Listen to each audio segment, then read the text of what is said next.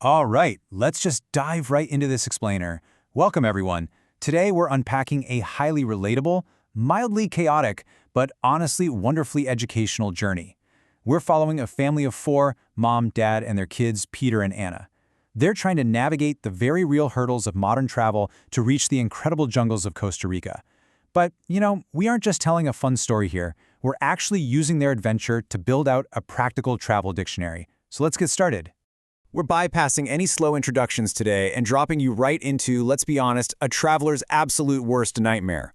We're late, David, wake up. It's 7:30 a.m. and Mom, Emma, has just woken up to the horrifying realization that they've completely overslept. If you have ever traveled, you know exactly what this feels like, right? There's literally nothing quite like the high-stakes panic of a missed morning alarm on travel day to really get that adrenaline pumping. So picture this. It's 7:30 a.m. right now, and their timeline is incredibly tight. They woke up late, and a taxi is arriving at 7:40 a.m. That's 10 minutes. Boarding starts at 9:30 a.m., and the flight officially departs at 10 a.m. That gives them exactly 2 hours to wake up, find all their things, get to the airport, and navigate to their gate. Every single second is absolutely going to count here. Which brings us to Phase 1, the morning chaos. And chaotic it is. The next 10 minutes are an absolute breathless scramble. They're frantically searching for yellow jackets and drawers. Dad is directing little Peter to look for his missing shoes, which, as usual, are hiding right under his pillow.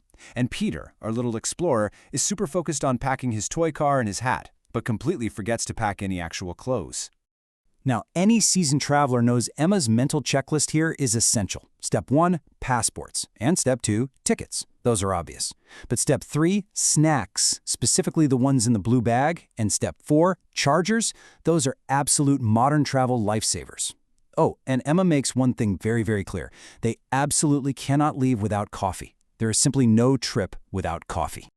This whole scramble beautifully illustrates the hilarious contrast in travel mentalities between the parents. When Emma asks David if he packed a mosquito spray for the jungle, David's super relaxed response is, maybe I'll buy one at the airport. Emma's response perfectly sets the boundary, saying, no maybe for the passports, please. Some things you can leave to chance, but your documents, definitely not one of them.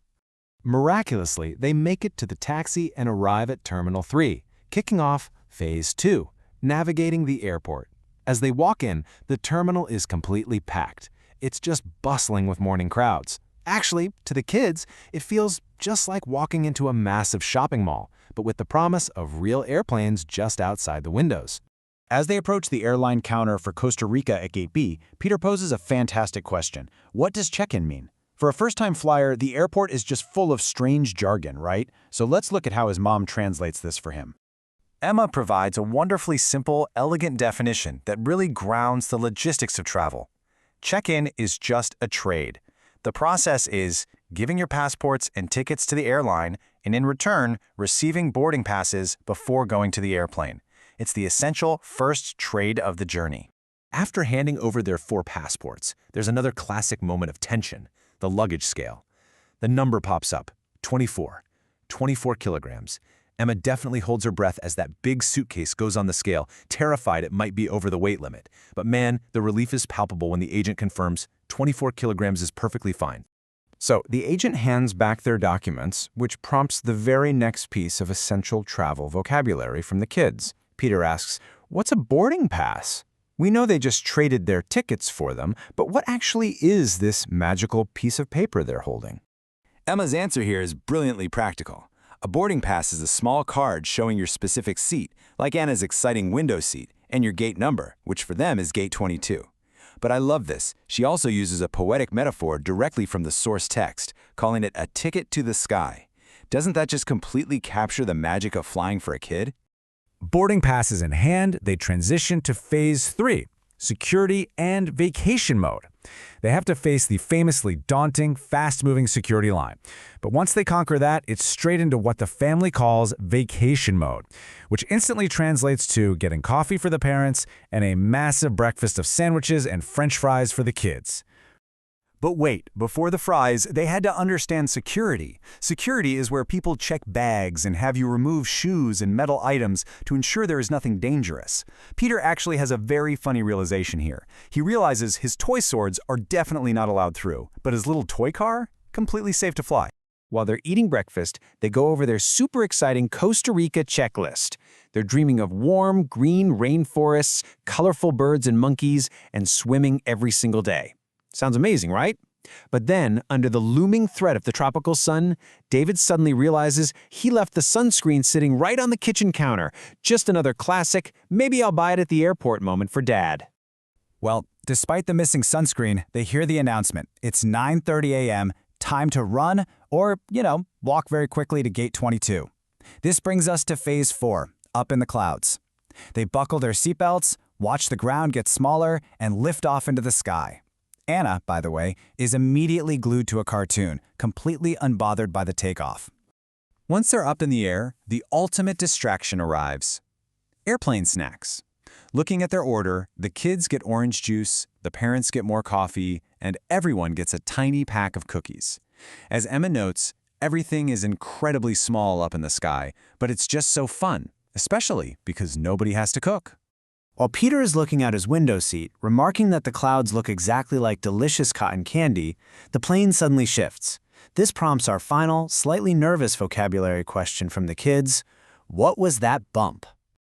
Emma steps right in with another great definition to calm the nerves. She defines turbulence as just a little bumpiness in the air, similar to driving on a bumpy road or riding a roller coaster. Framed like that, comparing it to something they already know, the kids realize everything is totally fine. And honestly, it actually becomes part of the fun. After a very successful flight, we reach phase 5. Welcome to Costa Rica. They land in San Jose, and you guys, the moment they step outside, the atmosphere completely changes. The family notes that the air is warm and soft, it smells beautifully of flowers, and they can already hear the sounds of birds, maybe even parrots, way off in the distance. But of course, the travel hiccups aren't quite over just yet. At the airport, they expect a driver holding a sign for the expected name, the Emma Watson family. Instead, the sign reality is a man holding a sign for Emmy Watson. It's a hilarious little visual mishap, but as Emma says, it just gives them a really funny story to tell later. As they followed the driver to their car, Peter just blurts out, "We didn't crash." Emma's response is absolutely perfect. "That's not something you say out loud, Peter, but yes, we did it." It perfectly summarizes the sheer, unadulterated relief of surviving a travel day. At this point, the parents really just want one thing, to find a bed at the Hotel Blue Horizon before the real adventures begin. Which leaves us with one final question to ponder. They made it through the morning scramble, the check-in, the security lines, and the turbulence. But will Dad actually remember to buy that forgotten sunscreen and bug spray? Or are there going to be a whole lot more oops moments waiting for them deep in the jungle? It certainly makes you want to follow along and find out. Thanks so much for joining me on this explainer, and keep learning.